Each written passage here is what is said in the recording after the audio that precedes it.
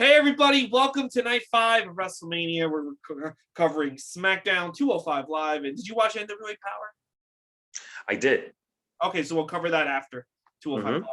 But I was filling Andrew with the latest Twitter controversy regarding Dave Meltzer. Actually, yeah, can you explain it like fully? Because I'm still kind of... Okay. So ratings have been falling for AEW. They've been going down. Ratings for AEW Dynamite have been going down. And Dave Meltzer claims or thinks that it's because they went a blood and guts route like ECW, meaning the explosion death match, the Britt Baker bleeding, and I guess was there bleeding the Arcade Sunshine? What the fuck was it called? Arcade Mayhem? Arcade Sunshine match. No, there was no blood in that. Was it like violent? It's a hardcore match, but with arcade stuff. Okay, so that was violent. So I guess you could also factor that in. So he's claiming the female viewers, which I didn't know there were any, but apparently female viewers aren't watching that anymore. They're watching like Lifetime. I don't know a woman who watched AEW and then sees the Britt Baker, like, I'm going to go back to watching Food Network. But I guess there's women out there that exist. People were turned off by the blood and guts from Britt Baker and all this other stuff. And they stopped watching. And Tony Khan apparently, and he claims Tony Khan asked to have a meeting. And Tony Khan said, tell me what to change and I'll change it, which is insane to me. And I guess they had a meeting and he's like, I think Tony Khan wants to simulate ECW, but ECW... I just think this is a nonsense argument. Does this make any sense, this argument? As soon as... Because I know Meltzer's involved, this doesn't make any sense, but doesn't have to. He's involved. So. Okay, this is what is turning off viewers. This is what turns me off as a viewer, and it's not the blood and guts. I don't care. No, that's like saying more violent matches. Here's a couple of reasons why that doesn't even make sense at all. Yeah. Number one, what is the moment that got Becky Lynch super over? When she had blood all over her face after night. Very good. Yes. Changed everything. So and Becky Lynch is over with women as well as men. Yeah. Super over women as well as men. Everyone thinks she's tough. So if going based on Meltzer's theory, then that makes no sense of why Becky Lynch is as popular as she is. Yeah. Right? Because blood and guts, right? Yeah. No, okay, number 2. Also, the match of the year in 2018 was Becky Lynch and Charlotte in that hardcore match. Yeah. I think was the last one standing or just like a regular hardcore match at Evolution. It was the best match of the year, I thought, of 2018. It was boyfriend gets pushed and winner's boyfriend gets pushed.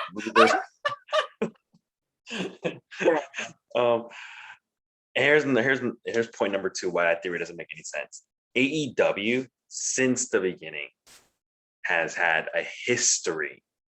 Even its short history has had a history of blood and guts. Mm-hmm. They announced the first blood and guts match. They actually call it blood and guts for Newark. Yeah, when they were announcing it back before the pandemic, it was huge. When Britt Baker fought Sheeta and she got a bloody fucking nose, the ratings didn't start tanking from there, right? No. The first unsanctioned match they had was Jon Moxley versus Kenny Omega, where they were doing these things with barbed wires. Also, I've never even seen a clip of that match. That was only on pay-per-view. It's not like they showed that match on TV. But what I'm trying to say is that they've already been having a history of doing like ultra violent stuff, but ratings haven't been tanking. It's only recently tanking, right? Yeah. So I'll tell you what I think it is. Do you want me to tell you what I think it is? Well, no. Before I let me finish my point. Okay. If blood and guts is really the reason why ratings are tanking, then ratings should have been tanking since like the moment they started doing these blood and guts stuff. It's only recently that they started tanking. Yeah. So it can't be the blood and guts, all right? Because recently they've only had one match that was like that. Well, 2 if you count the exploding barbed wire match or whatever that was. Yeah. So what's your theory on why you think the ratings are tanking? I think it's because there's no consistency to the characters. I think a major problem, and none of these fans think it because they live and breathe wrestling, is you just have some fat guy challenging for the Dynamite title. They don't tell you who it is. They don't give you any background. He's just some fat guy, and everyone on the internet knows who he is. But if you're just like a person, like if you're just like a guy like Jeff Paul, who's like, or my friend Chris, who's like, oh, I like Cody Rhodes, I'm gonna watch this show because it's on TNT. You can't expect my friend Chris or Jeff Cole to watch Being the Elite, Escalation,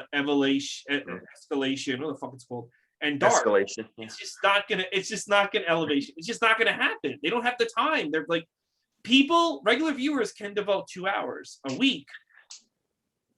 The ratings are tanking because the show overall stinks. And it's not a simple answer as it's the blood and guts. When we say it stinks, the show stinks because there's more than one element of the show that's bad. Yeah. The people they're bringing in are bad. The storylines they're doing are bad. The consistency is bad. A lot of things are bad. The people they are pushing are wrong. Well, there's so many things wrong with them. Here's the other problem. So Thunder Rosa and Britt Baker had that insane match, the best women's match in AEW history. They haven't done anything since then. We're going on a month. That's okay. That's a very good point. And this is this is a good example. Okay, Britt Baker, yes. What they did that angle, they shot that angle of what they're going to do. She's on the show for like half a second. Yes, you're right. She should be on more. But where's Thunder Rosa? Right? She won. Yeah. She won the damn thing. Where is she? But here's the other deal with Thunder Rosa. Let's say you only have access to her a little bit, then don't put her in this position at the best match on the show if you can't make her your top star. Like Vince McMahon, when he had access to Smoky Mountain wrestlers, he didn't fucking put the Rock and Roll Express in 1993 in the biggest match of the night because then Jim Cornette could just pull them away to be back on Smoky Mountain. Why would he get those guys over to be the hottest guys in the company like they did with Thunder Rosa? You don't have access to her. Why do you even have that match? Tony Khan is proving one thing for sure. He 100% is a mark. Yeah. He shouldn't have been in this business to begin with. He really shouldn't. You're really brutal about them. Hey, dude, I like AEW. I really do. I put money on them when they started, right? But and you did too. You were supporting them. You were actually getting the pay-per-views and stuff. But we legit gave them a shot, and I still like them. I still think they do some great stuff. But I also am not gonna have blinders on. Yeah. When you're not having a good wrestling show, you're just not having a good wrestling show. That's the end of the day. If they really want to know what's wrong with the show, like what's wrong with ratings, they need to break down every single segment they do, and they should point out what worked and what didn't work in each segment, and then they'll start figuring things out. But you shouldn't have to know 70 wrestlers and their backstory to enjoy the show. Because look at me. I'm a guy who loves wrestling, and I do a fucking podcast about it with you. And even I'll put on Dynamite and like fucking what's QT Marshall walk out. I'm like, who the fuck are these three guys? And if they didn't say this guy used to bang Bailey, I wouldn't know who he is or what he does. They literally had to get this guy used to bang Bailey as his character. Yeah. Solo. I mean. Why isn't Jungle Boy bigger than he is?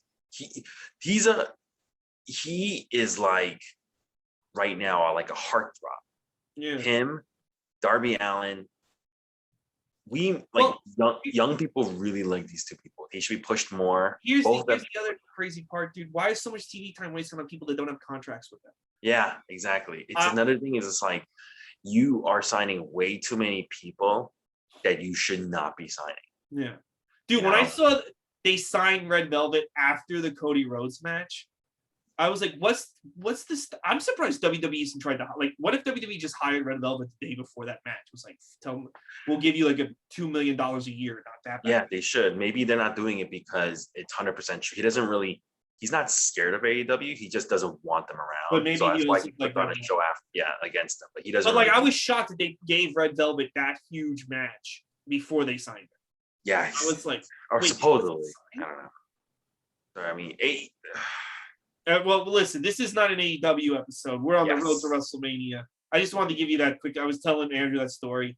It's just like this guy's having an argument with himself. What the fuck is he talking about? There's so many problems with AEW. And here's problem number one. Here's problem number one. You're listening to Dave Meltzer. That's problem number one. Yeah, when you say, tell me what to change and I'll change it. Like, no, don't listen to him. Listen. And you know why I hate this even more? I hate them for fucking up even more. Is they are now proving Jim Cornette right, and that makes me even more annoyed. Well, here's the other thing. They're proving to not listen to the hardcore fans.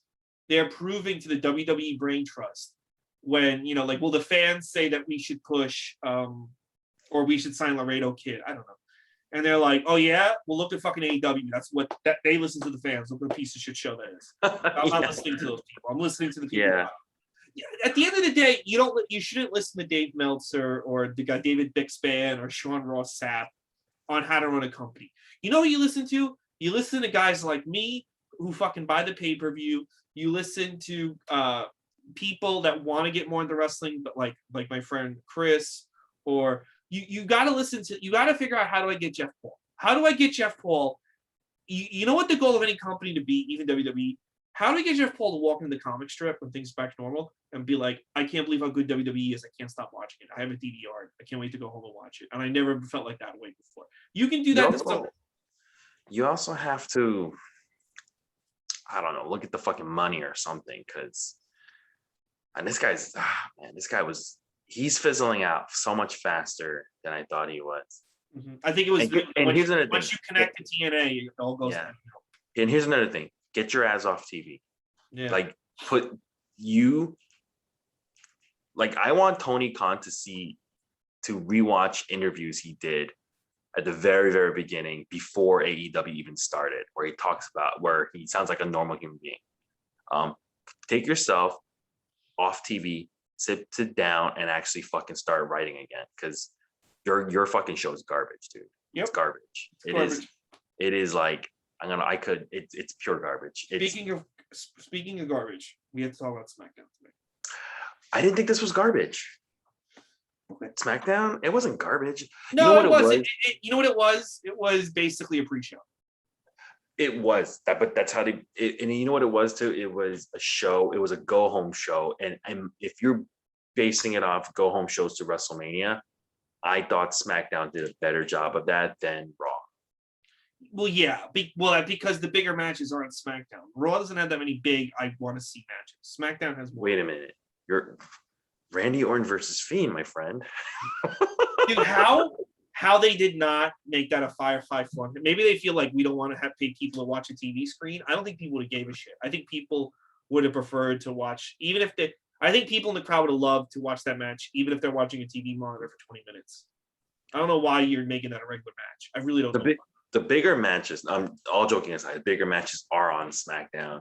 Mm-hmm. And yeah, you're probably right. That's probably why it was the build-up was better. But I think the biggest match Raw has is the Bad Bunny match. I hate to say it. That is the longest build-up too. That is the biggest match. All right. We're gonna start off with Daniel Bryan in the ring cutting a promo. He's kind of runs down the history of basically like recapping kind of like what happened, why he's not. I thought it was a whatever promo. I didn't think anything. Yeah, I didn't. I thought this was the weakest of the three promos. I really, like 5 years ago, even 5-6 years ago, all I wanted, 6 years ago, was I wanted Daniel Bryan in the WrestleMania main event. I thought I really wanted him to be back, and I'm getting it now, and it's like, I think it's too little too late. I really do. I think this would have meant more if there were people in the crowd getting behind him again, like we did 6 years ago. It feels very fake and manufactured. And you know what? I'm sorry, like everyone has a point. There's no reason for him to be in this match. They didn't make a compelling reason. If Edge had screwed him out of the Royal Rumble, if Edge had cheated to win the Royal Rumble, that would have been different. But he legit lost the Royal Rumble. He legit lost the Roman Reigns twice. He shouldn't be in this match. Yeah, that's what, yeah. Then after that, the Street Profits are in the back. They're cutting a promo. It's pointless. But then as they're cutting the promo, the Dirty Dogs will attack them. And they're going to start fighting out to the ring area. And then all the teams come out. You want me to just go straight to that match? Or do you have anything to say about their promo? No, we can go right to the match. Yeah. So this is a four-way tag team match for the tag titles. We got the Alpha Academy versus Rey Mysterio and Dominic Mysterio versus the Street Profits versus the Dirty Dogs. They keep mentioning how if Rey Mysterio and Dominic win, this will be the first father and son tag team champions in WWE. Mm-hmm. And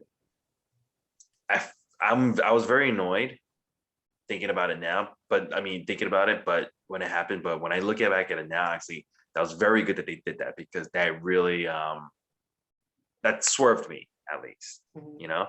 So this is not a bad match. It's actually a pretty good match. These 4 tag teams, they're all good wrestlers. The finish comes when Montez Ford hits the from the heavens frog splash on Chad Gable. But as soon as there's a blind tag make, he gets up, he gets super kicked out of there. Bobby Roode comes in, steals the victory. The Dirty Dogs retain. Like I said, the more I think about it, actually, that was smart, because the commentators keep hammering home, there's going to be the first father and son tag team champions to win. Like, that's what I thought was going to happen, and they fucking swerved it on me. So it's like, yeah, it's all right. I thought it was a really good match. I thought it was a great match. I wish these 8 guys had been able to do this at Mania. I don't know, unless they have something really major planned and they had to cut the match. You know, poor Otis and Dolph Ziggler had a pretty good match last year in an empty building, and now they're back in an empty building. Yeah, but you know what? Here's the thing: not everybody needs to be on WrestleMania. I'm okay. No, I know. I just feel bad. I feel bad that like a lot of these guys worked hard. Street Profits worked hard all year. You know, I know. I feel like they deserve Mania more than some other guys. Yeah, a lot of these guys worked hard. Mm-hmm. There's a lot of people who worked hard who are not going to be in Mania. Yeah. And the way I figure is this: maybe not this year, but maybe next year. You know, maybe. I mean, they even though this is a great match, they still have just destroyed Otis. They've destroyed. I remember. You know, I'm starting to be okay with him being a heel. I'm like, whatever. You know? I just, well, you know what it is like, but no, you know what the problem is? It's kind of like with Enzo and Cass. I feel like when they broke up Enzo and Cass, that ruined their lives. Like, it didn't just like, oh, that was a bad move on the show. No, you basically ruined these 2 guys' lives. Like, I feel like if they never broke them up, they would still be on Raw or SmackDown. And I feel the same way about how when they broke up Heavy Machinery. Like, you just literally just ruined these 2 guys' careers for no.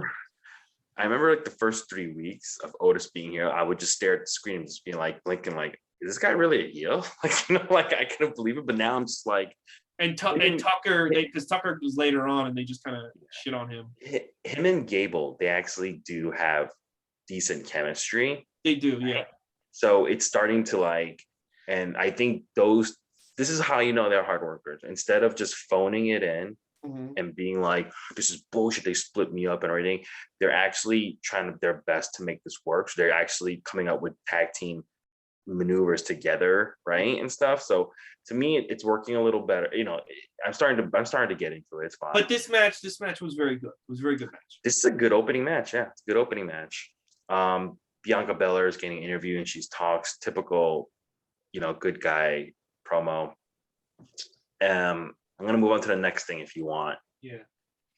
Big E is at what's going on? You gonna beat those dogs? I just want to wake Matilda up. Okay. She was in a weird position. She was in like a weird, she was like sleeping weird. So she had her tongue out, sleeping weird. I'm like, is she dead? Oh. She sleeps weird sometimes. It's all right. Yeah. So Big E is at a barber shop and he starts cutting a promo. It's a video of like how WrestleMania's in my hometown in Tampa Bay. This is the field that I own a piece of this field and blah, blah, blah, blah, blah, Tampa Bay. And Wally is going to be singing my entrance. And I'm like, I can't wait for Apollo Crews to beat the shit out of this guy. You didn't like the promo? It was better than most Big E promos, but like, even at the end, he started doing that weird voice he does, right? And I was just like, I'd rather see Apollo. Right now, who's more interesting? Apollo. Yeah, that's why I wanted to win. I'm like, Apollo Crews has finally got something, even though it's a little stereotypical. It's at least, it's something that is the most interested I've been in Apollo Crews. The problem with New Day guys is they're gonna cruise on this New Day persona till the day they die. They're never gonna change. Yeah, I want to see Apollo Crews beat him and then just, I don't know, like do more stuff with him. You know what they should really do? Hire Mbadu. Hire Mbadu. He's not under contract with AEW, and make him, because one thing Apollo Crews doesn't have is height. He's short. Yeah, give him a bodyguard. Yeah, and you would have been good with him almost. Yeah, almost. But we know one guy who the reason why I pick Mbadu is tall, and he is Nigerian. He's Yeah. like, his gimmick is I'm Nigerian, so just put him there. That's what I would do. But I really, this was probably Biggie's better promos, but it's still like wipe your ass promo, we get a very long video package of Randy Orton versus the Fiend. Yeah, that was on Monday, so we don't. Yeah, and then we're gonna go to match number 2. It is Nia Jax versus Tamina. Tamina coming out with actual ring gear. Now I think she's changed to a ring. Before she used to wear remember with like Viscera outfit, like like Viscera. Yeah, she would wear Viscera's outfit. Yeah, Viscera's outfit. The whole everything's like leather, but now she's coming out in actual wrestling gear, and her hair is different too, and everything. I like the way it looks. It's got a good look. She came out with a lot of intensity in this match, but unfortunately, it's typical WWE. You got to have at least one DQ in every fucking show. There's a DQ, and there's no finish, and both Nia Jax, the Somalian, and the fucking Shayna Baszler face off against Tamina and Natalya, kind of hinting at Tamina and Natalya will probably be the ones who are going to win that turmoil. But I like Tamina. She looked decent. She looked, like actually surprisingly good in this. It's crazy. She's had WrestleMania matches the last 3 WrestleManias. It's crazy how she snuck in there. She was in the Fatal 4-Way 2 years ago. She was, remember, it was her in the Bayley match, the Bayley elimination match last year. And now she's going to be in this. It's funny how, like, most of the year she's not used, but they always give her a match at Mania. They find her. And, she looks good. She's finally, like, back in real gear as opposed to wearing Viscera's leftovers. Yeah. It's, like, sometimes just new gear, it's like a fresh coat of paint on somebody sometimes. Yeah. Right after this match, the interviewers got Ruby Riott, the Riott Squad, Billie Kay, Carmella comes out, and Billie Kay and Carmella are now officially the 5th team in the turmoil. I believe you called that, didn't you? Or something like that. I remember I said like Billie Kay's going to be in there, and you said Carmella's probably going to be the tag team partner. I'm pretty sure you said. I think I might have said that on Monday. Yeah. So those two are now in the tag. They're tag team the turmoil. Then Lana and Naomi came out. Then Mandy Rose and Dana Brooke come out. They all start fighting, and then Tamina and Natalya go during the fight, and they beat the crap out of everybody. So they could be swerving us again, like the team's gonna win, but most likely it might not be. Who knows? But I would love it if they threw in a mystery 16. Well, I think I have to remember that's my Becky Charlotte theory. So Becky and Charlotte theory. If there was a 16 and it's not Becky and Charlotte, who else would you pick? I would pick somebody from like NXT, just like bring them up randomly. Oh yeah, well they didn't lose. Maybe the Way. And have the Way. Yeah, maybe those two. Then at the start of the second hour, Edge brings a chair into the ring, puts the chair down in the ring, sits there and they do a fucking extreme close-up of his face, like his psycho, and he starts talking, and he starts off the promo about how when you have dreams, he manifests his dreams. And he starts talking. Starts very slow in the beginning, but as he's talking, it starts building. And he talks about how Daniel Bryan robbed him of this one-on-one. WrestleMania is supposed to be iconic one-on-one. He just weaseled his way in here like an indie librarian or something like that. I believe he said that was a funny line. Yeah, that was very funny. And then he turns his attention to Roman Reigns, and he goes, you should actually thank me, because I see what you do. You come in here, when you first started, you come out, you're in a stable of 3 guys, and you come in through the crowds. I did that first. He goes, you're the Samoan Edge. Yeah. I thought that, to me, that was funny, because you're the Samoan Edge. And he goes that's going about like, dude, I came back from injury, like a career-ending injury. This is supposed to be my moment. Nobody else is come back like me. And he goes, what do you think? I'm just gonna take it easy? I'm gonna be doing hurricanranas off the top. Yeah. And he goes, there's nobody else like me. And he goes, because I manifest my dreams. He fucking circled back to the beginning of his promo. This was, in my opinion, a very, very good promo. I like this promo a lot. I really like what Edge did. Mm-hmm. You know what I felt like Edge played into? He played in, what people said about Hogan and Jericho, well, what we say about Jericho, like they're these old guys just taking up spots, right? he kind of is like, yeah, I'm an old guy, and yeah, I'm gonna take the spot, and I don't give a shit. Like it's my fucking spot. And, yeah. He was like, the spotlight's my spotlight. Nobody else like me right now. Yeah. Yeah, and it's like I kind of think that should be his character, where like you know how Jericho's like beating all the young guys on AEW, or Hogan was like always the center of attention, even when he was like.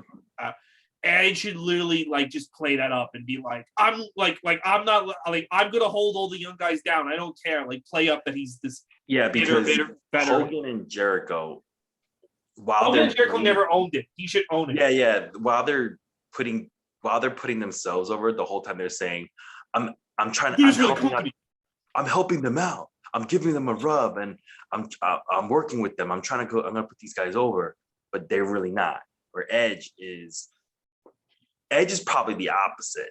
Like his character is, I'm the guy who's gonna try to put the whole reality. Yeah, but I think he should play up the veterans just not gonna let anyone get through. Yeah. This promo really was like reminded me of like how good Edge can be. Yes. Yeah, he's a bad guy. Yeah, he should always just be a bad guy. Yeah. He just works great.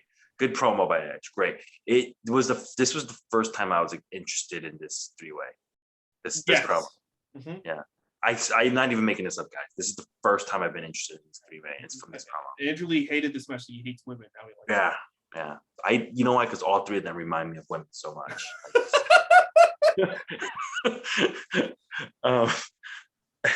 Adam Pearce is in the back with Sonya Deville, and they're just talking, and Sonya Deville's like, yeah, man, I don't agree with why did the Dirty Dogs have to defend against three different teams tonight in a four-way match? That's not fair. And he's like, well, sometimes that happens. I'm like, sometimes there's a triple threat match. And he goes, yeah, I don't agree with that either. He's like, what? And he's like, yeah, why the hell is Daniel Bryan in this three-way? It doesn't make any sense. And then she walks away. This was really interesting. I don't know why they put this in the show. I think it's setting up Sonya Deville to have more of a authoritative presence on SmackDown. Like, I would not be surprised if, like, on Monday, they're like, Adam Cole's in charge of Raw, Sonya Deville's in charge of SmackDown. Okay.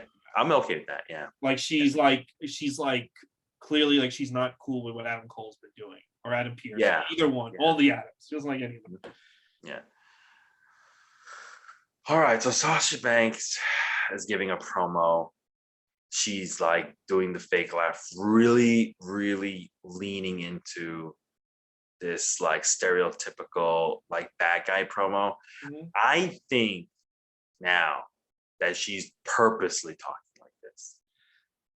I think she's purposely doing a bad promo. I think I think she's purposely trying. There is no way she does that laugh, and it's like I fucking She did the fake laugh a couple times, and the way even how she's talking, she was super exaggerating today. And I feel like she's purposely. I think she knows, like she has to be the bad guy in this, and she's like, I can't give good promos. Like I need people to like be annoyed with me, and I'm starting to think. Does he think that means that? I think she's losing and she's not happy. Do you remember? She doesn't do this anymore, but she used to do this. I used to be able to tell when she was going to lose. Do you know why? This was like before. This is before WrestleMania 35. But remember she left for a while. Yeah. Like she stopped doing that at when she came back for the feud with Becky Lynch. But I used to know when she was going to lose, and I'll tell you why. Because when she came out and she would do this. If she was losing, she would just like she would barely put any effort into doing like her thing on the apron and standing on the ramp. She would just kind of like boringly. And then when she was gonna win, she like really did. Like she told you in her entrance what the finish was gonna be all the time, and she stopped to. But I think now I don't think she likes losing, even though this is fake. I don't think she likes losing. Yeah, she's someone who doesn't understand that this is. Because I don't think she understands what wrestling is. She's not doing a good job.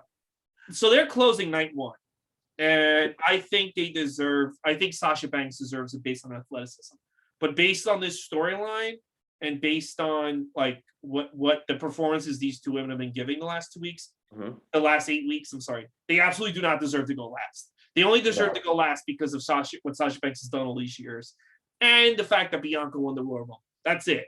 But based on the storyline, this match should go like third. Well, the reason, okay, so I think she's purposely doing these bad promo, not because She doesn't want to turn heel. Yeah, because I think she's like trying to make sure, like, hey, I can't be cheered when I come out. Like I think they maybe people are just gonna be so happy to see her they're gonna cheer her. So. Yeah, but that's what I'm saying. I think she's trying her best to do these shitty promos. That's just what I think.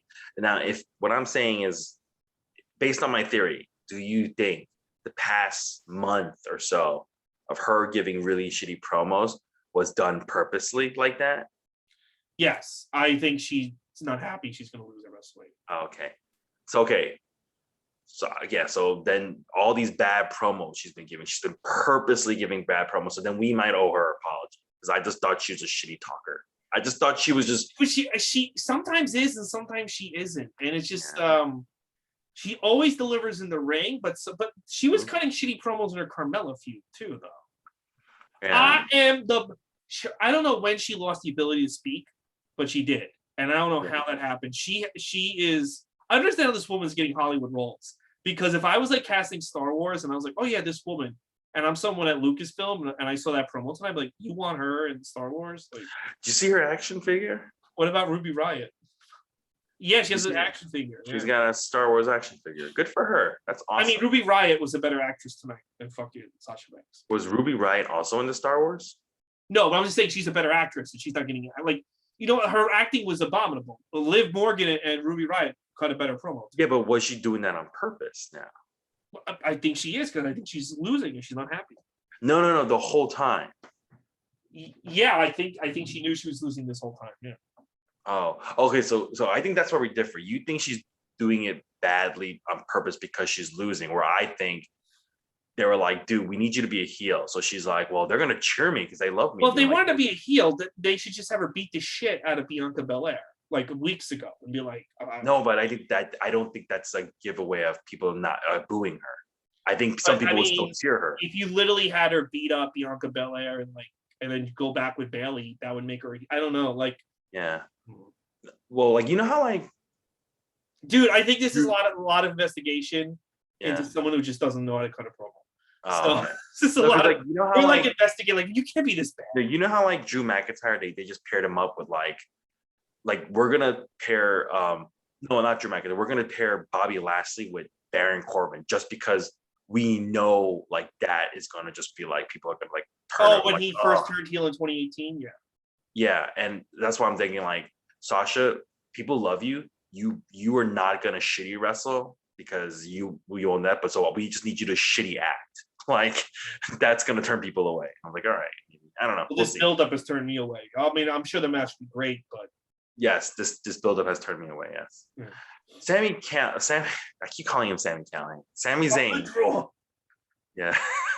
It'd be funny if he just appears in the ring and it's one of the draw. Can you? I bet you he does go around and say that every once in a while. You know what? I think Sami Zayn just calling himself the draw. You know what's really interesting about Sami Callihan?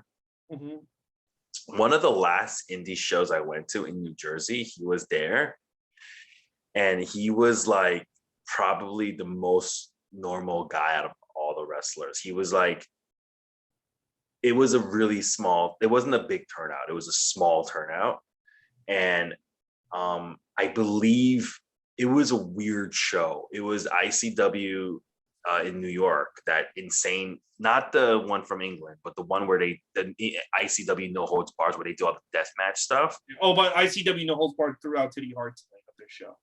What? ICW No Holds Barred threw out Titty Hart tonight. Oh, they threw him out. Teddy Hart was at Bloodsport and For the Culture, and they just let him in there. And like all these guys, like, we need to be better, like allowing Teddy Hart to hang around, even though he's But ICW, whatever you just said, they made a statement that we threw him out and he's not allowed any future events. Okay. And there's some deathmatch wrestler cursing him out in the middle of the street. Yeah. Well, yeah, he does a lot of bad things, but that's actually interesting because the last AICW show I went to, he was actually in one of the matches and he had a really, really funny botch that they edited out for the fucking internet, but I saw it live. It was fucking hilarious. But it was a weird show in that there were so many people, like wrestlers, just out there hanging out, not on the show. Like Nigel McGuinness was there and he was like signing like autographs and stuff. Teddy Long just randomly showed up. Like he came to just watch the show. Yeah. Juventud Guerrero came to just watch the show. Mhm. Like he wasn't on the show at all. He didn't have a booth set up either. He just was like there, like meeting his coworkers.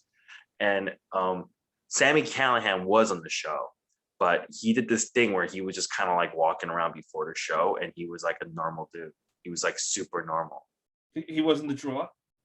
He just, yeah, it's just weird, like how bad he is on Impact. I feel like if he was this like regular dude like on the show, I think he would be more of a draw. No, yeah. Again, like I said, we said this yesterday. It with MSK and DJZ. It's who's in charge, and maybe if Sammy Callahan was back in NXT, he'd be like the top guy. I don't know, but then he'd really be the draw. But he's not. Do you ever see him going back to NXT? I mean, I wouldn't sign him, but I don't know what Triple H. I don't know what Triple H has in his head. So imagine him going, Vince, I got this guy. You're never gonna believe this, but he's the draw. He's gonna draw. He's gonna draw fans. I could see him getting rehired and winding up like one of these Andre the Giant Battle Royal moves in 2 years. Dad, do you know what kind of balls it takes to call yourself that in this business? So Sammy Callahan, I fucking hate they got the Logan Paul involved. I fucking hate this kid. Oh, Sami Zayn. He's doing his documentary thing, right? And he goes to this gym and he goes, come here, guys, follow me. We got the Logans. So the Logan brothers, the Logan Paul brothers. Mm-hmm. They're both boxing. And he's just like, hey, guys, can we all like spar together? And then he like leaves the building and he can't get back in. The bouncer won't let back in. And then that's where the video ends. And then Sammy's going to the commentary team like, why'd you show that video? There was way more. They let me back in and then we had brunch together and blah, blah. Kevin Owens comes out and starts beating up Sami Zayn. They start fighting and then they leave the ring. And then we're going to go to match number 3. Before I go into match number 3, anything you want to say about the Logan Paul brothers? I hate, they're just the 2 scumbags, 2 fucking idiots. I hate the fact that Sammy Callahan and Kevin Owens have this tainted in their match. This is the equivalent to me for you, like if that guy who yelled you the open mic was in the middle of like fucking who were 2 of your favorite wrestlers, like they just put him in the middle of like a Daniel Bryan Walter match. They have Ian Finance there as the referee. It'd be like, but do you think both of them are going to be at WrestleMania? Yeah, they already put out a T-shirt with Logan Paul to sell at WWE shop. He's gonna be at ringside. He's gonna be, I don't know. Both of them? He's no, just Logan Paul. But Logan Paul is the big scumbag. Jake is not as big of a scumbag as Logan. At least I don't think so. But you know what they should have done? What? A Sami Zayn versus Kevin Owens with a Logan Paul in each corner. With a Logan. Yeah, like both of them have a Logan Paul. I just feel like dude, like these guys don't need that for their match. You're tainting the match. I don't know. Wrestling like is so weird because like everyone will post these things. Like they'll all go after Hogan. Everyone likes to do this performative thing where they like, oh, I don't like Hogan. But then like a guy who like fucking filmed a guy dying, they're like, oh, he's at WrestleMania, whatever. And it's just like, oh, you don't really care about anybody. Yeah, that's true. You don't really care. That's why like I don't. That's why like dude, yesterday some fucking loser on Instagram like, it's the anniversary of Ultimate Warrior's death. It's like, fuck you, Ultimate Warrior, burn in hell. Nobody even misses you. And it's like, shut the fuck up. Like, shut the fuck up, you fucking loser. Nobody's gonna miss you, bro. I miss the Ultimate Warrior. Go fuck yourself. I don't actually miss the Ultimate Warrior. I was never really that big of It's like performative, like because Warrior was there. But meanwhile, like fucking Chris Jericho's wife is the Capitol. Let me tell you something. If Ultimate Warrior and Hulk Hogan did flips in the Tokyo Dome, all these fucking nerds would still like them no matter how many N-bombs they dropped, all right? People still Speaking of Jericho. What? Speaking of Jericho, taking pictures in front of a plane. He's really trying to I think so. I think he's a little annoyed by something, or I think he's really starting to like make plans to like jump ship. Why? I think he knows it's a sinking ship. I don't see how he can't know it.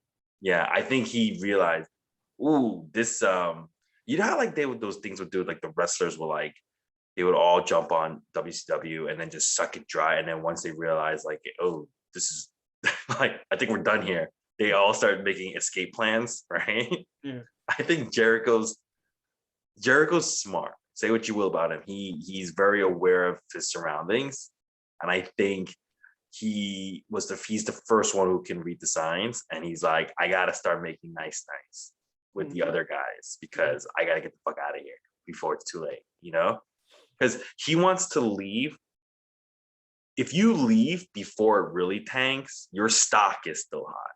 Yeah. You know?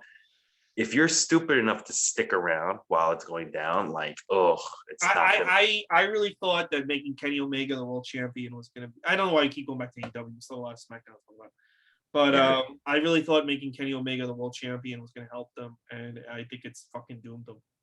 Yeah. You know, because I had this idea that they're gonna he's gonna have classics on pay-per-view like he did in New Japan, and then they fucking had this goofy match with Jon Moxley. It's just like You can't do it without the Japanese. I guess that's the moral of the story. All right. So now we're gonna go to match number 3. This is the Andre the Giant Battle Royal. You win this big ugly trophy. This would normally be on a pre-show, but this is the pre-show. There will be no pre-show tomorrow. It is just WrestleMania. No, there is a pre-show, but I don't think there's gonna be any matches. Oh, there is a pre-show, but no matches. Okay, Yeah, because the first wrestler to come out, a big deal. I'm gonna put it on at 7:00 because Peacock's weird, and then I gotta tell you about Peacock after this. Wait, 7:00 is the pre-show? Yeah. Yeah, I think you're right. There's probably gonna be a pre-show that's no wrestling matches because they want the first wrestling match in front of a crowd to actually. They want the first entrance to be something huge. Yeah. Yes. So I'm just gonna go in order of elimination. Tozawa is eliminated first. Then Tucker, who's wearing silver indie pants now. He's wearing silver indie pants. You know those indie long pants? Shelton Benjamin and Cedric Alexander, they're more cohesive as a team now since they've been kicked out of the Hart Business, and everybody in the ring turns their attention to Shelton Benjamin and Cedric, and they eliminate both of them. Then Eric from the Viking Raiders is eliminated. Then Drew Gulak, who's wearing long orange pants now, he gets eliminated. Then Humberto Carrillo, then Slapjack.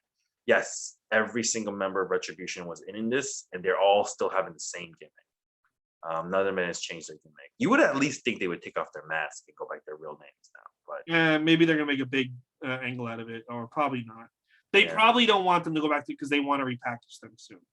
Yeah, probably. So after Slapjack gets eliminated, Mace and T-Bar face off against Elias and Riker, and the Retribution guys eliminate Elias and Riker. But then Mace gets eliminated by Mustafa Ali. T-Bar has Mace, and right when he's about to eliminate him, Murphy makes a save, and Ali is able to eliminate T-Bar. And then we have this fun little original 205 reunion where you have Mustafa Ali, Kalisto, Buddy Murphy, and who else was there? I think it was just those 3. Oh, and the what do you call it? The Lucha House Party guys all kind of getting into it a little bit. But then they did a Lucha House Party, all 3 members, Kalisto, Lindsay, and Grand Metalik trying to do a Lucha thing. It was a nice little reunion thing. Then Kalisto gets eliminated by Lindsay. Then Lindsay gets eliminated by Metalik. Metalik gets eliminated. Then Buddy Murphy gets eliminated. Then Garza. Then Ali. So we're down to Ali, Ricochet, Corbin, Nakamura, and Jey Uso. Those 5. Ali goes out. Then Ricochet. Then Corbin. And then lastly, Jey Uso eliminates Nakamura for Jey Uso to win the Andre the Giant Battle Royal. I think it's a little nice thank you for all the hard work he did. And getting buried. I like this Battle Royal. You liked it? Yeah, I liked it. I didn't like it. What didn't you like about it? I think they should have used this to elevate someone who hasn't done shit. I get it. It was nice and visual to be like, for Roman to be like Jey Uso, listen to me. Look how good he did. He got this. Yes. Stupid Again, it's going to play into the letter. Yeah. But I would have just. I don't give a shit about that. I think Jey Uso's dead in the water anyway. I really do. I don't think. I think it's. I think his career's over. You ruined him. Once he stops being a henchman to fucking Roman Reigns, he's gonna be on like fucking Superstars or main event or two. He's gonna go nowhere. Because you killed him. You killed him. So I would have had. You're gonna fucking laugh. I would have had T-Bar with the fucking thing and unmask. I'm not T-Bar. T-Bar with this. Yeah, I just would have elevated someone new. I'm Donovan Djokovic. He's like, the T stands for transsexuals. Transsexuals. I would have elevated or Mustafa Ali. I just would have used it to elevate someone. Jey Uso's damaged goods. The minute they did the angle where fucking Roman Reigns was hitting Kevin Owens with a chair and then hit Jey Uso with a chair, and Jey Uso just stayed with him. It's like, short of Jey Uso like fucking pinning every this is how you get Jey Uso over. He has to pin Roman Reigns, Walter, Karrion Kross, and Drew McIntyre all at the same time to unify all 4 belts. Maybe you have Kenny Omega and Rich Swann in the ring too. There's only way we can get him back over. I think it's fucking done with that guy. So it's like, I think there's an easier way to get him over. I don't think so. I think you made him look like such a fucking idiot. Yeah. I liked it. Jey Uso won. As soon as he wins, Roman Reigns comes out with Paul Heyman. He starts cutting a promo. They do that thing where he does mention, like, look what I did. Look at him. He's a fucking Andre the Battle. That does nothing for anyone's career. Yeah. Remember, I kind of like how they used it to kind of. Okay, it's good, but I still think there's so many guys in the roster that aren't over. They got to get one of them over. There are so many guys on this roster that are not over. Just not over. If you put them anywhere else, they could be really big. Can you imagine Mustafa? Can you imagine if Mustafa Ali, Shelton Benjamin, Drew Gulak, and I'm just picking like 4 random. I'll pick 5 random guys. Elias and fucking. I'm thinking of a 5th guy that was in that match. Not Tucker, because that wouldn't do anything. Nakamura. I'm sorry. No, Nakamura just on his own. I'm talking about like lower guys. And fucking T-Bar all showed up in Impact next week. It would change the fucking show. It would be a 20 times better show. This must have been what it was like in the 80s when you had guys like Junkyard Dog and like Harley Race and fucking like Duggan and no, because Junkyard Dog was always over in WWE. He always treated like a top guy. They didn't treat Junkyard Dog like this. Oh, you mean like really, really fucking low, right? What do you mean? Because Junkyard Dog was never the top guy. He was in never WWE, he was always near the top. I think if Hogan ever got injured, they would have gave him the belt. Like if Hogan, like let's say Hogan just fucking died in '85, they probably would have went with Junkyard Dog. You think so? Yeah. I don't. If Hogan, like, let's say he just fucking shot himself in the head, I think Junkyard Dog they would have just went right to him. Yeah, definitely. Yeah. No, there's nobody even close. Junkyard Dog was pretty on the top there, so it is a bad example.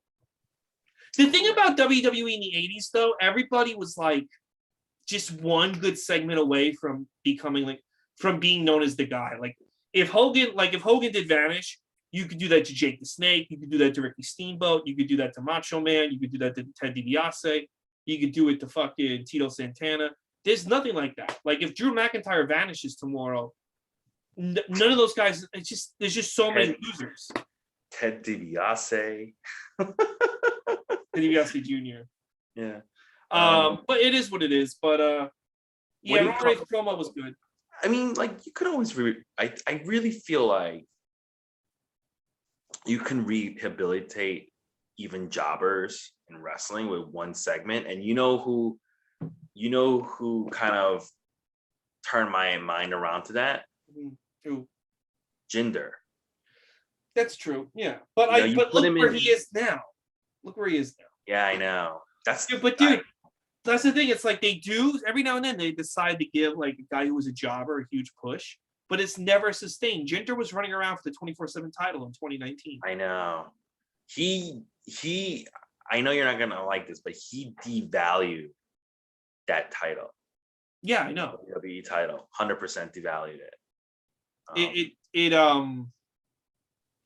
I know because they, it's you know not what, it's not a prestigious title to me.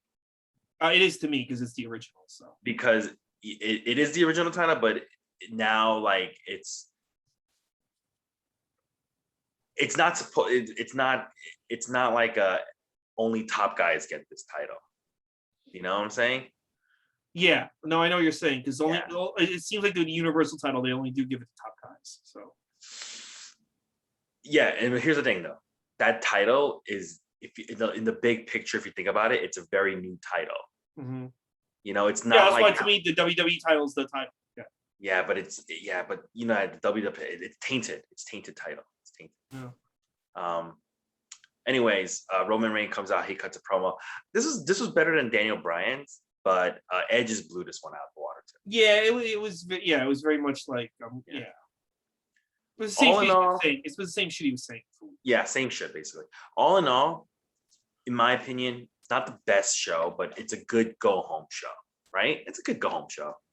Yeah, I mean, I gotta. You know what I thought to myself? I thought like Fox paid them $1 billion for this fucking show, and they basically spent 2 hours promoting an NBC app on the Fox network. I think that's why they called this WrestleMania Smackdown. They probably told Fox why like, are we gonna get any of this WrestleMania hype? Oh, we'll give you a WrestleMania Smackdown. And meanwhile, they just had they basically had a 2 hour infomercial. Yeah. It's like this. Do you know who ever heard of Andre the Giant? Right? Of course. Who hasn't? Exactly. And we are having our prestigious Andre the Giant. We're gonna have on your channel. On your channel. And we're having a fatal 4-way match with all the 4 best tag teams in SmackDown. Wow, so we're basically getting WrestleMania night. Actually, WrestleMania starts on Friday on Fox. Yes, you're right. It does. Yes. This is WrestleMania SmackDown. That's exactly how you should look at it. I'm so glad we gave you guys. I remember there was an interview. There was a Dave Meltzer, someone, a lot of people promoted like SmackDown's going to be very different when it goes to Fox. It's going to be a sports presentation. And it's going to, I remember that. I believed it the same way I believed AEW was going to be a sports. And I swear to God. Same goofy shit it was just that they've been doing since then. They are such fucking con artists. It was goofier. Dude, they are such fucking con artists. I guarantee you if I became an executive and I would love to be an executive at Fox when I have these meetings with Vince, be like, yeah, so I'm a huge wrestling fan. What is the difference between the presentation of this SmackDown from last night and the SmackDown from 2004? Because to me, this is so beyond goofy. If you're an executive and you were a wrestling fan, you would know better than to put the show on. Yeah, they give $1 billion. Yeah, the reason why I got to be on this channel was because none of the executives are actually wrestling fans. They just look at the numbers. Did you notice when the show started, the opening credits had like Shawn Michaels and Steve Austin and The Rock and all the promos were like, I think people at Fox thought those guys were still wrestling. Yeah. I think they were like, oh no, because when SmackDown started, they had crowds. Hogan was on it a lot. Remember the NWO came out. Goldberg. I think that's why they gave Goldberg the title because Fox wanted it. That's why I try to tell people. I think Fox wanted Goldberg to win the title, and they're like, well, and Cena showed up on SmackDown. And then as it got to like the pandemic, I knew they were going to move away from it anyway. They were just like, here's Otis dancing in a pool. Yeah. I think this is why I don't like giving wrestling money at all. I just don't like it. And the reason why is because I feel like they're getting something over on me because they're all fucking carnies. Every single one of them. I just fucking don't like giving them money. Dude, this girl was complaining. Everyone like tweets about Me Too and stuff, but you guys let Teddy Hart all over the shows. And I wrote to her and she liked it on Twitter. I said, that's because being woke is the new work. You know what I mean? They can't fool us about the matches anymore. So they fool us that they're good people. And you know what I mean? Oh, yeah. I don't think wrestlers are. No, they're not. No. I stand by my comment. The reason why everyone in the wrestling business, when they go like Molly Holly was a saint, there's no saint. He's a normal human being. Because because they're talking about everyone being shitty in the company in wrestling, including themselves. Yeah. Okay. Well, if you look at who was villainized this is a perfect example. If you look who was villainized in the 90s and who wasn't, fucking Goldberg and Kevin Nash are villainized. It's like these two fucking dicks, and they're both liberals, and they're both like guys with liberal leaning politics. Wait, Goldberg and who? Kevin Nash. Every story you hear about Kevin Nash in the 90s, he was a dick, he was selfish, he was this. And it's like, I feel like they villainize people that are kind of like just like that are more that are like more normal. If you're more normal, you're a fucking weirdo. You know what I mean? Yeah, probably. Mm-hmm. Wrestling is like one of the only, well, I shouldn't say one of the only, but this is how you know wrestling is a shitty industry. It's got a lot of like murderers and rapists. Well, how about dude Grizzly that Smith, get away with it? That get away with it. Dude, Grizzly Smith had a job in WCW until like the late 90s, and like they fired Jake but kept him around. Like, dude, like fucking this guy raped Jake's mom, and he still has a job, and Jake doesn't. Like, wait, he raped my mom? You're gonna keep him on the payroll? Yeah, he's great at finishes. It's just a. I mean, and people are gonna be like, yeah, it's the 90s, a different time. Oh yeah, it's still happening. You got Jordan Devlin in Takeover last night or tonight. Yeah, you have Justin Roberts is still around. Velveteen Dream still on the fucking payroll. Velveteen Dream is still on the fucking payroll. You have Matt Riddle. I mean, there's so many. Like there's so many. It's pointless. It's like, don't tell me that they're not scumbag guys. All right. Anyways, dude, there's AEW uses Chasing Rance's girls. So yeah. Hey, which one you want to do next? 205 or let's go right to 205. All right, 205 I didn't like the show, and the reasons I'll tell you why. It's just a recap show. I don't like these anymore. Why? Nigel McGuinness is hosting. He says it's going to be just in honor of the instant classic we had last night, which you can tell they filmed this ahead of time because he didn't announce the winner. What did you say? Yeah, you could tell did you get a new shirt or something you want to show off? What is that? No, I was just unfolding it. Well, I did get a Mr. Perfect shirt in the mail. Actually, that's a pretty nice shirt. That looks like an old school shirt. Yeah, they're making like, I got a bunch of these like this, and I got this NWO. Is that a reprint? No, they just make it look like an old shirt, but it's new. Yeah, it's okay. I see. Yeah, because they took the F out. Yeah. Yeah, I would love it if it had the F. That's still nice. Still nice. Yeah. And that's an NWO Wolfpack shirt. Yeah, I got a Wolfpack. This is a replica of what Kevin Nash. Wolfpack on it. It says NWO right over there. Oh, and then the back is. Oh, I wish that okay. All right. This Kevin Nash would wear this in '98. So Kevin Nash could go fuck his ass. Kevin Nash is against Asian hate and tweeted about that. Remember Jericho tweeted that about the Grammys because something about Van Halen. Yeah. And then he wrote, "Fuck your ass." Grammys can go fuck your ass. Did you hear him go like, "I don't even want a Grammy"? It's like, who the fuck would give you a Grammy, bro? Yeah, and he wrote like fucking atrocious. Ever since then, I've just been saying that. Fuck your ass. I think that sounds so funny. Go fuck your ass. Go fuck your ass. Doesn't make any sense. I don't want a Grammy. Yeah. I think it was funny when he said, "I don't want a Grammy." It's like, who the fuck is offering you a Grammy, bro? All right, so Nigel McGuinness is going to do the modern classics for the cruiserweight from 205. First one we have up is Ali versus Cedric Alexander, pre-show for WrestleMania 34. They were so happy back then. In 2018, this is when like that cruiserweight title still like was like kind of like prominent, you know. And Cedric Alexander hits the lumbar check for the win. I liked it. This was a good match when it, you know. Yeah, no, I liked rewatching it. I didn't really watch 205 live back then. So when the match was on, me and my friends didn't really pay attention to it. But watching it now, because now I'm very familiar with Cedric and Mustafa Ali, that was a very good match. I remember when this match, Ali versus Cedric, it was at the time for 205, it was very important. I'll tell you why. This was like right after. So when 205 first started, it was like the ones who were always at the top of the division was TJP, Brian Kendrick, and Pac and Enzo. Remember those guys? Remember Enzo and all that? And every once in a while, you had someone like a Rich Swann or a like Jack Gallagher kind of get positioned, like, like they'll get a shot, right? Yeah. But Mustafa Ali and Cedric were kind of like the jobbers of that division, but they were also the workhorses. And then Enzo was gone, Pac was gone, and TJP started getting like, brought down. And these two guys who were the workhorses, where they were just like, these are the best guys in the division right now. We're gonna start pushing them. And it got to the point where like the two best guys in the division are now going for the belts finally, after being jobbers like the whole time.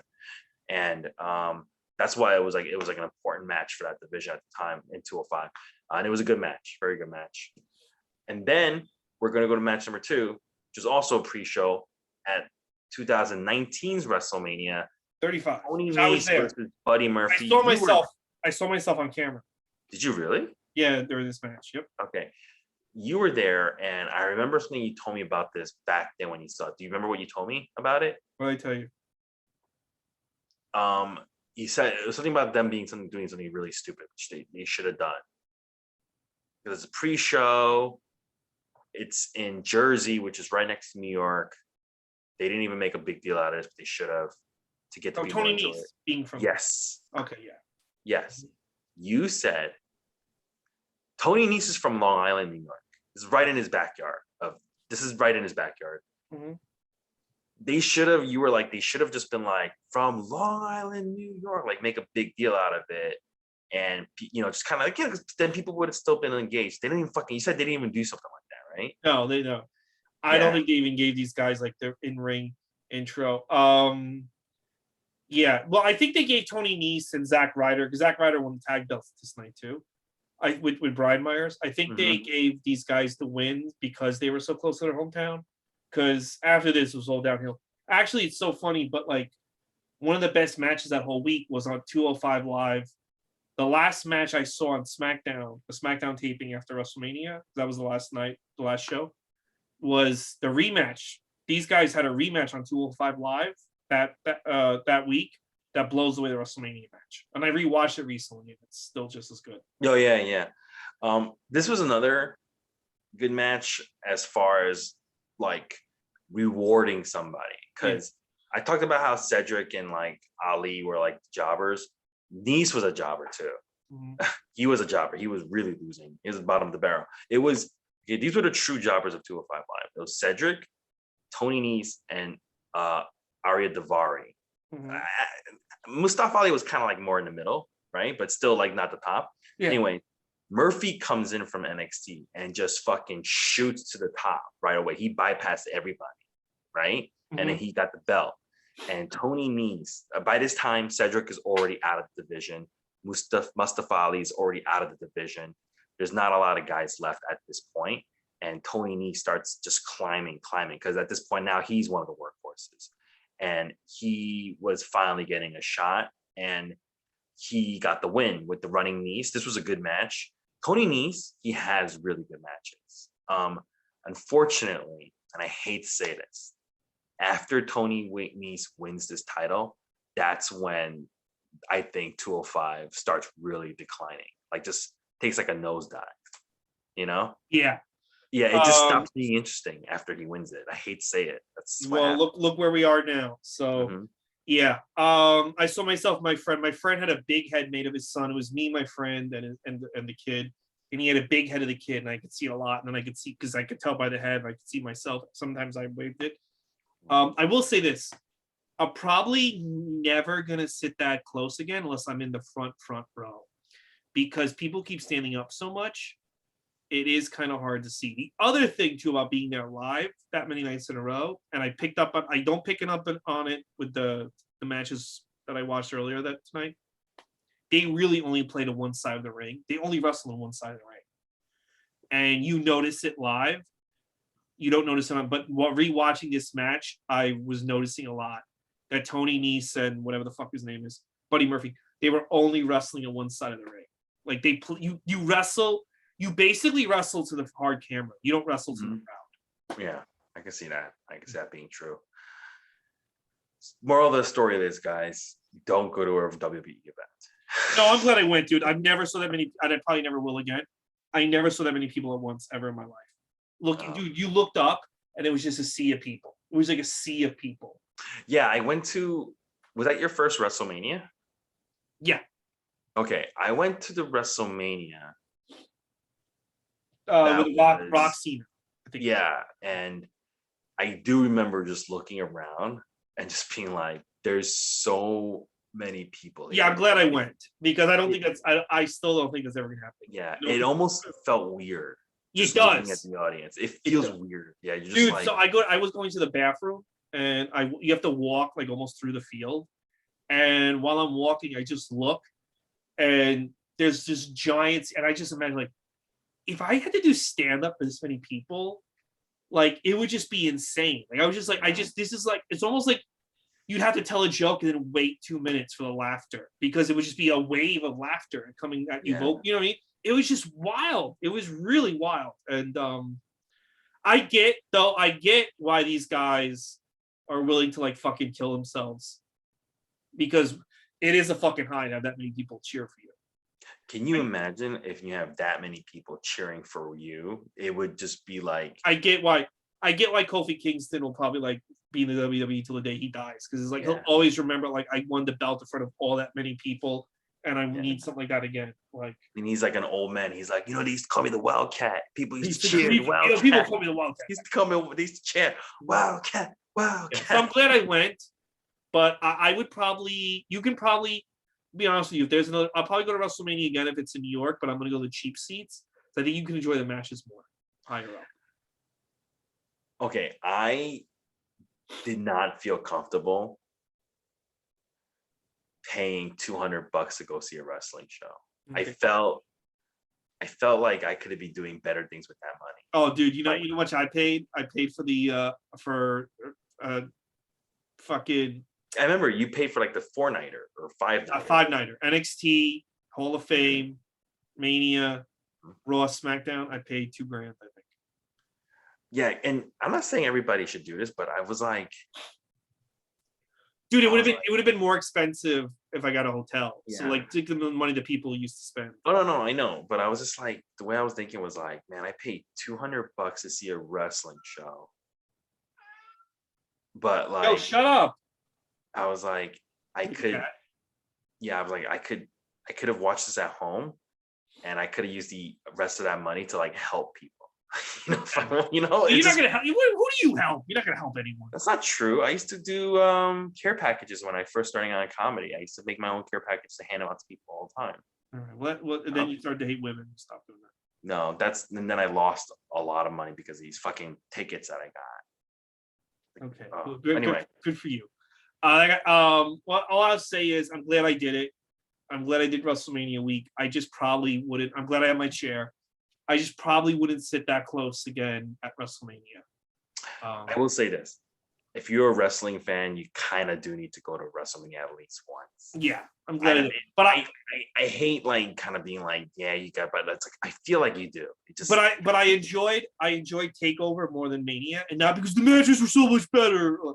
It was just because I had a more comfortable seat and I could see more, and like you appreciate it more when you can sit back and relax and see these guys live. When Walter and Pete Dunne are killing each other, and you're comfortable and it's live, it's way more relaxing and enjoyable than like having to keep getting up and like moving your head around and because everybody what I mean, and being on top of each other and shit.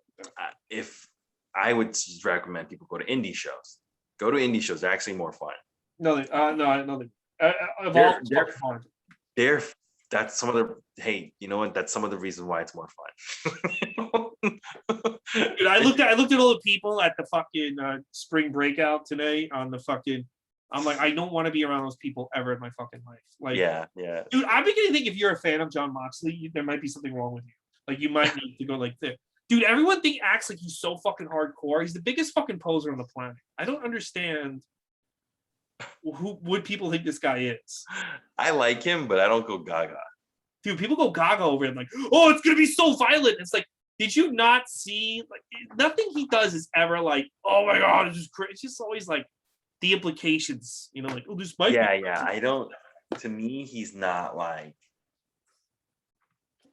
Tommy Dreamer is more hardcore than Yes, I agree. Tommy Dreamer. who else is more hardcore than Moxley? I would say Nick Mondo. I never watched this shitty. New Jack is what John Moxley says he's gonna do. No, New Jack's not even a wrestler. He's a murderer. I know, but it's fun. That's why I like it.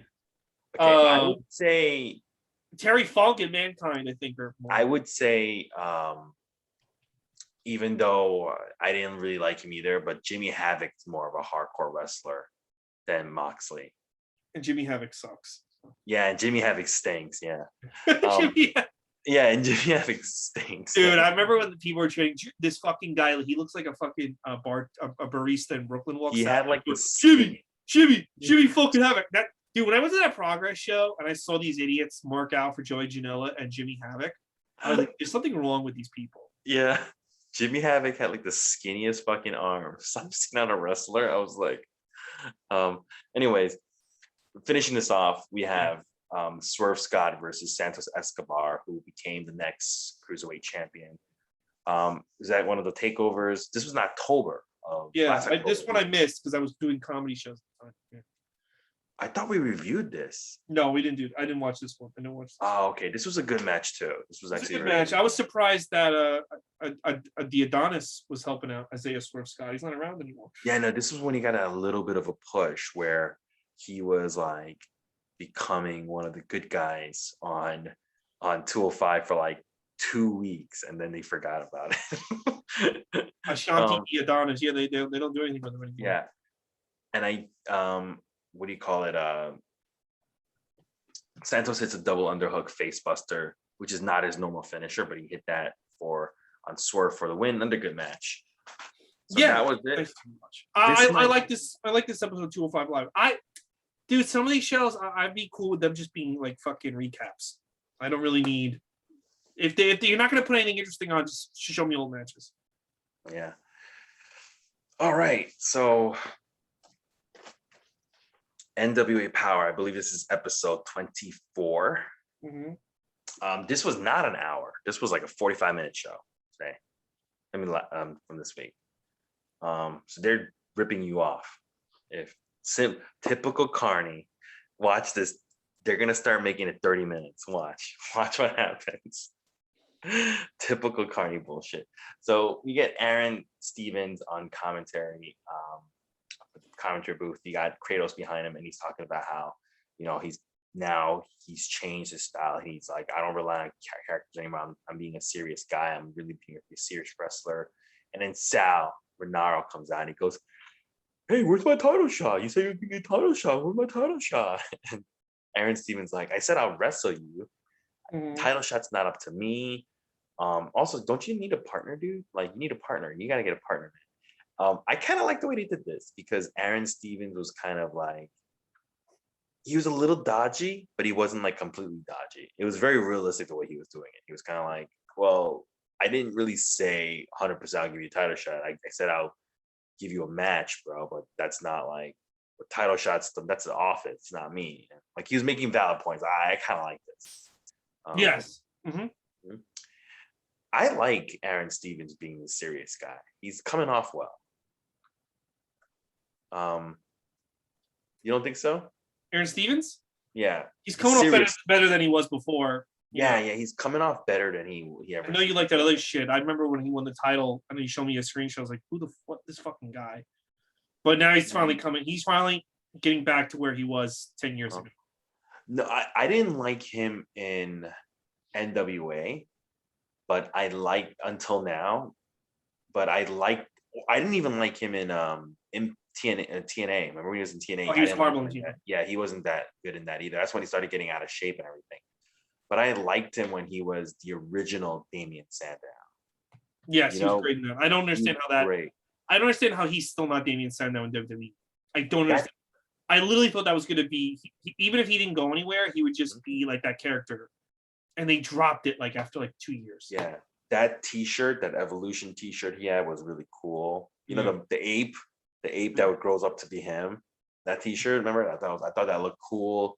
He had a good move set, and then I did not like that he was copying Miz, but I like the fact that he was actually still being used. Yeah. That's the only thing I was like, at least he's. And then once he broke away from Miz, they just fired him. And that was it. Dude, I thought he was gonna be like the next thing. Remember, he won the Money in the Bank and everything. I was like, what the fuck happened?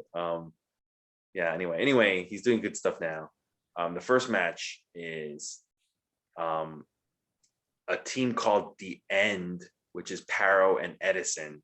It's my first time seeing Odinson. I'm sorry, not Edison. Odinson. First time seeing Odinson versus Adonis and Latimer. Adonis and Latimer. Well, they did this really cool thing. This is the first time I've seen this in a tag team match. They did a split screen, like a real split screen, to show what's happening outside the ring and inside the ring for the ending. And then they put the master lock. Adonis puts the master lock on Odinson for the win. There were some Camille shenanigans that allowed it to happen. And then Camille comes in and makes out with her real life boyfriend, Thomas Latimer. I like the split screen. What did you think? Did you like this match? No. This guy Odinson looked good. He looked good, but I don't know. This show has really this show has lost a lot. The End tag team, I feel like they're trying to fill that War Machine void from the Indies, but it's like, all right, whatever. They were doing the Mad Max thing where they would fucking spray paint their fucking teeth, with the silver spray paint, like, oh, it's fucking getting me high, the spray paint from the Mad Max. Mm-hmm. They should just do that in the middle of the match. Like then they get their fucking second win, like and they go crazy. They should just do it in the middle, or whatever.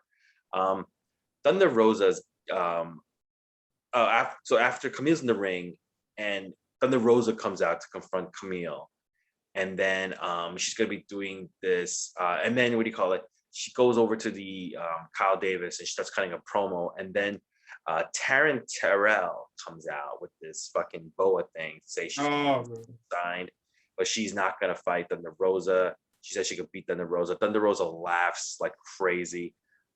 I thought she came out really natural, the way she was like, this is how you would respond to someone like that. Melina comes out and Thunder Rosa's like, I don't need your help and I don't need you either, and she leaves. They're trying to build this women's division. They're rebuilding it. They're trying. Yeah, they're trying. By the way, we did see an advertisement for Nick Aldis original Hasbro style toy, and it's him and his son. Him and his son, yeah. Some of this stuff just looks so like, this.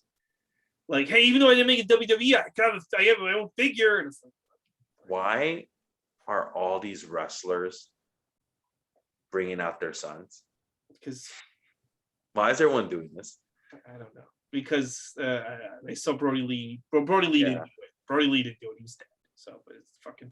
He didn't. Yeah, to be fair, he didn't do it until he passed. But he didn't. He didn't do it at all. But yeah. But like Santos is doing this, Nick Aldis. I'm like, all right, guys, we get it. You have your dad's. Just, all right, man. I don't like.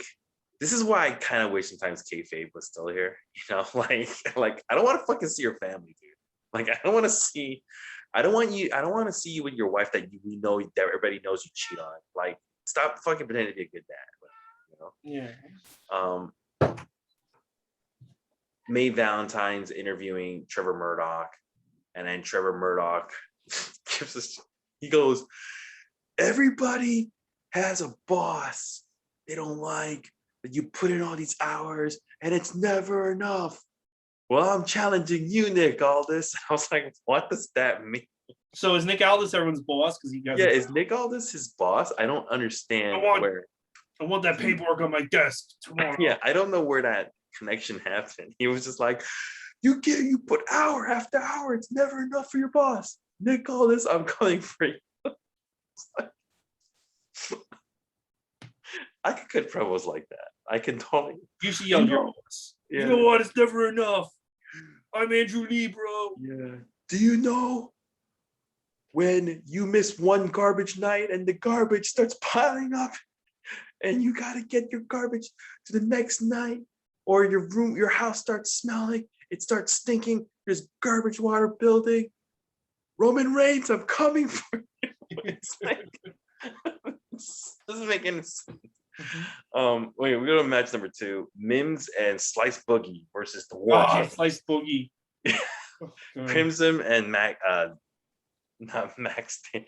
Crimson and Jax Dane. Jax Dane You're gets gonna knocked say Matt out. Morgan. Is it Matt Morgan? Yeah. There? Jax Dane gets knocked.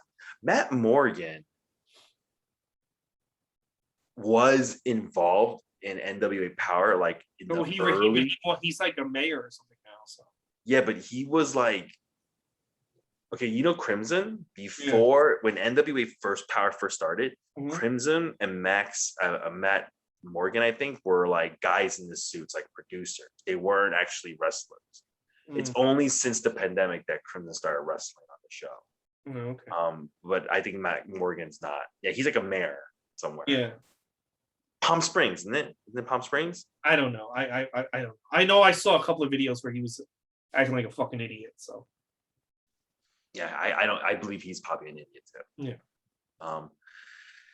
So Jax Dane gets taken out and he's like lays out for the whole rest of this match. People, the commentators keep playing up like they think he's faking it. Why is he out so long? Mims rolls up Crimson for Mims and Slice Boogie to win. And afterwards, Crimson's like, "Come on, man, get up! What are you doing laying on the ground?" You know, so they're trying to tease a breakup of this tag team. They should. They just you know got why? What? Even though they just got together.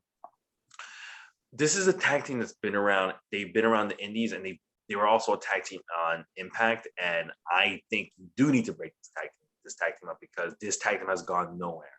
Okay. Well, yeah, because I never knew they were a tag team until I saw the Smash. Yeah. Right. You know who would be a great fit for NWA Power? Who? Reno Scum. Yes. Well, now they don't have a job, so Yeah. So Reno Scum should totally do NWA Power. I think they would fit right in. They just have this old school feel, like a nostalgic act. I think it would work. All right, Nick Aldis is getting interviewed by Kyle Davis, and he starts getting a promo that we're looking for a new member of Strictly Business. Anybody from any promotion can apply. They'll take anybody except for Marty Scurll.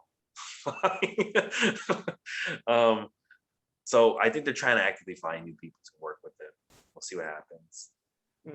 Match number 3, Pope versus Fred Rosser for the television title. They went back to the 6:05 time frame, which I love. Yeah, they listened to you because you were complaining about that a few weeks ago. Yeah. I wasn't the only one complaining.